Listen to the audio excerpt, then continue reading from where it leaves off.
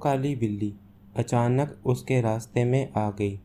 رات کے وقت اس کی آنکھیں موتیوں کی طرح چمک رہی تھیں۔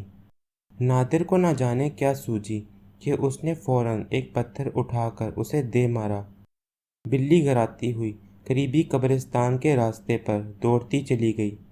دراصل وہ اپنے دوست کی سالگرہ سے رات کے وقت واپس آ رہا تھا، جس کا گھر اس کے گھر سے زیادہ دور نہیں تھا، لہٰذا وہ پیدل ہی آ رہا تھا۔ بعد میں اسے اپنی ماں کی نصیحت یاد آئی کہ کسی جانور کو بلا وجہ پتھر یا کوئی اور چیز نہیں مارنی چاہیے، تو اسے افسوس ہوا۔ اگلے ہی دن اس کی نانی کی طبیعت اچانک خراب ہو گئی، لہٰذا اس کی امی اور ابو ان کی عیادت کے لیے چلے گئے۔ امتحان کی تیاری کے لیے وہ گھر میں اکیلا تھا۔ اچانک بارش شروع ہو گئی۔ بادل صبح سے ہی تھے۔ شام سے شروع ہونے والی اس بارش نے اب طوفان کی صورت اختیار کر لی تھی۔ اس کے ابو کا فون آیا کہ اب وہ صبح ہی آئیں گے۔ اب وہ گھر میں اکیلا تھا۔ اسی دوران اچانک بجلی چلی گئی۔ پھر اس نے موم بتی ڈھونڈ کر جلائی۔ ابھی تھوڑی ہی دیر گزری ہوگی کہ اچانک دروازے پر دستک ہوئی۔ اس نے جا کر دروازہ کھولا تو سامنے ایک اجنبی بوڑھی عورت کو دیکھ کر ٹھٹک گیا۔ کون ہیں آپ؟ اور ایسی طوفانی بارش میں کہاں سے آ رہی ہیں؟ وہ ایک پراسرار ہنسی ہنستے ہوئے بولی، دراصل میری یادداشت کمزور ہے، میں اپنے گھر کا راستہ بھول گئی ہوں۔ ایسی طوفانی بارش میں مجھے پناہ چاہیے۔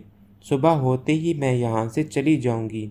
ٹھیک ہے، اندر آ جائیں، وہ کچھ سوچتے ہوئے بولا۔ اچانک بجلی چمکی۔ اسی دوران اس بوڑھی عورت کی آنکھوں میں ایک عجیب سی روشنی پیدا ہوئی، جسے وہ ہونکوں کی طرح دیکھنے لگا۔ کیا دیکھ رہے ہو؟ وہ اسے گھورتے ہوئے بولی۔ کچھ نہیں، مجھے ایسا لگا کہ جیسے آپ کی آنکھیں چمکی ہوں۔ وہ قدرے گھبرائے ہوئے بولا، آسمانی بجلی جو چمکی تھی نا، وہی چمک آنکھوں میں پڑی ہوگی۔ بڑھیا مسکراتے ہوئے بولی اور پھر وہ لاٹھی کے سہارے آہستہ آہستہ آگے بڑھنے لگی۔ آپ یہاں آرام کر لیں، اس نے ایک کمرے کی طرف اشارہ کرتے ہوئے کہا۔ اچھی بات ہے، یہ کہہ کر بوڑھی نے گردن گھما کر اس کی طرف مسکراتے ہوئے دیکھا۔ اس کی مسکراہٹ میں بھی ایک پراسراریت سی چھپی ہوئی تھی۔ وہ کمرے میں جا چکی تھی۔ وہ بڑھیا کو کمرے میں چھوڑ کر باہر نکلا ہی تھا کہ اچانک اس کے سر پر بارش کا پانی گرنے لگا۔ اس نے پانی صاف کرنے کے لیے ہاتھ پھیرا تو وہ اچھل کر رہ گیا۔ وہ پانی نہیں، خون تھا۔ وہ فوراً اپنا ہاتھ صاف کرنے کے لیے غسل خانے کی طرف دوڑا۔ نل کھولتے ہی اس کی آنکھیں جیسے پھٹ پڑیں۔ نل میں سے بھی خون کی دھار نکل رہی تھی۔ یہ آخر خون کہاں سے آ رہا ہے؟ وہ منہ ہی منہ میں بڑبڑایا۔ اچانک اس کے سامنے وہی بوڑھی عورت آئی اور اسے ایک کپڑا دیتے ہوئے بولی، لو، اس سے خون صاف کر لو جو تمہارے ہاتھوں پر لگا ہے۔ مگر آپ تو اندر تھیں، آپ کو کیسے معلوم کہ میرے ہاتھ میں خون لگا ہوا ہے؟ اس کے لہجے میں حیرانگی تھی۔ پیاس لگی تھی، پانی پینے کے لیے آئی تو تمہارے ہاتھ میں خون لگا ہوا دیکھ کر کپڑا لے آئی۔ یہ کہہ کر وہ واپس کمرے کی طرف چلی گئی۔ وہ کپڑے سے خون صاف کرنے لگا۔ اسی دوران بادل زور سے گرجے اور بجلی چمکی۔ اس نے فوراً آسمان کی طرف دیکھا تو حیرت زدہ رہ گیا۔ اسے ایک خوفناک چہرہ نظر آیا۔ اس نے فوراً اپنا سر جھٹکا جیسے اسے وہم ہوا ہو۔ وہ اپنے کمرے کی طرف جانے کے لیے مڑا تو اچانک اسے کسی بلی کی آواز سنائی دی۔ اس نے غور سے دیکھا تو دیوار کی منڈیر پر ایک کالی بلی بیٹھی ہوئی تھی۔ ابھی وہ اسے غور سے دیکھ ہی رہا تھا کہ اچانک اس کے کندھے پر کسی نے ہاتھ رکھا۔ اس نے فوراً پیچھے مڑ کر دیکھا تو وہ بوڑھی عورت کھڑی تھی۔ کیا بات ہے، ابھی تک یہیں کھڑے ہو؟ کچھ نہیں، ایک کالی بلی دیوار پر بیٹھی ہے، اسے دیکھ رہا تھا۔ کہاں ہے؟ مجھے تو کوئی بلی دکھائی نہیں دے رہی۔ اب نادر نے جو دیکھا تو واقعی وہاں بلی موجود نہیں تھی۔ میرے خیال میں تمہیں اب سو جانا چاہیے، رات کافی ہو گئی ہے۔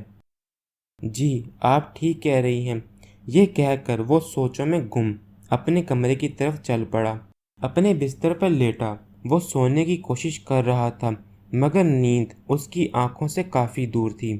ڈراؤنا چہرہ، خون اور کالی بلی والے واقعات اس کی نگاہوں کے سامنے بار بار آ رہے تھے۔ اس نے مضبوطی سے آنکھیں بند کیں اور سونے کی کوشش کرنے لگا۔ ابھی کچھ ہی دیر گزری ہوگی کہ اچانک اسے ایسی آواز سنائی دی جیسے کوئی اوپر سے کودا ہو۔ اس نے فوراً بستر سے چھلانگ لگائی اور باہر کی طرف دوڑا۔ اس نے دیکھا کہ صحن میں وہی کالی بلی کھڑی ہے، اس کی آنکھوں سے جیسے شعلے نکل رہے ہوں۔ دیکھتے ہی دیکھتے اس بلی کا قد بڑھنے لگا۔ یہ دیکھ کر اس کی آنکھیں حیرت سے پھٹ پڑیں۔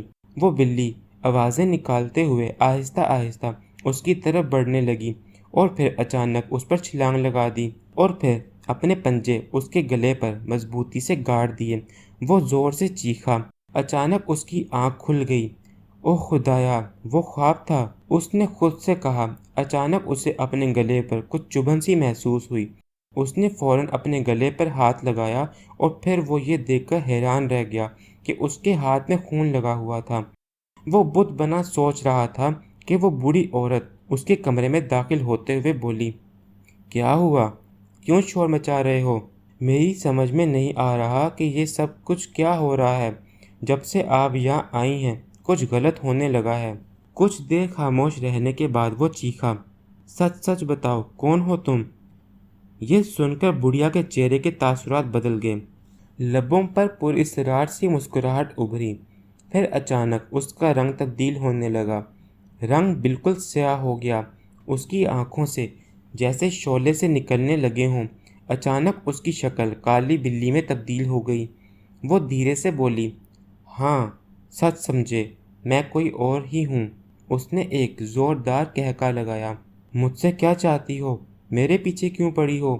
وہ ڈرتے ہوئے بولا، جس کالی بلی کو تم نے پتھر مارا تھا وہ میں تھی۔ وہ بلیوں کی طرح میاؤں میاؤں کرتے ہوئے بولی، تم نے مجھے خام خواہ پتھر مارا تھا، میں اسی کی سزا دینے یہاں آئی ہوں۔ وہ اس کے نزدیک آتے ہوئے بولی۔ اس کی سمجھ میں نہیں آ رہا تھا کہ وہ کیا کرے۔ اچانک اس نے چڑیل کو دھکا دیا اور کمرے سے باہر کی طرف بھاگا۔ وہ فوراً اس کے پیچھے آئی۔ طوفانی بارش اب بھی جاری تھی۔ اچانک اسے وہ لاٹھی نظر آئی جو بوڑھی عورت اپنے ساتھ لائی تھی۔ وہ اس نے جھپٹ کر اٹھا لی۔ یہ دیکھ کر چڑیل جہاں تھی وہیں رک گئی۔ یہ لاٹھی مجھے دے دو، وہ گراتے ہوئے بولی۔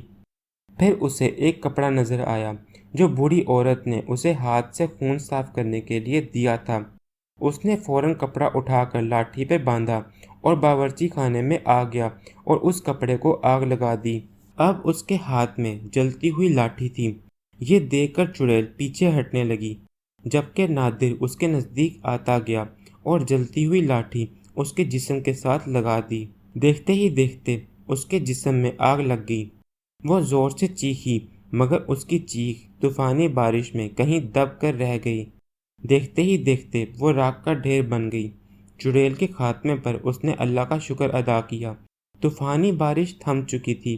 برسات کی یہ رات اس کی زندگی بھر نہ بھولنے والی رات ثابت ہوئی تھی۔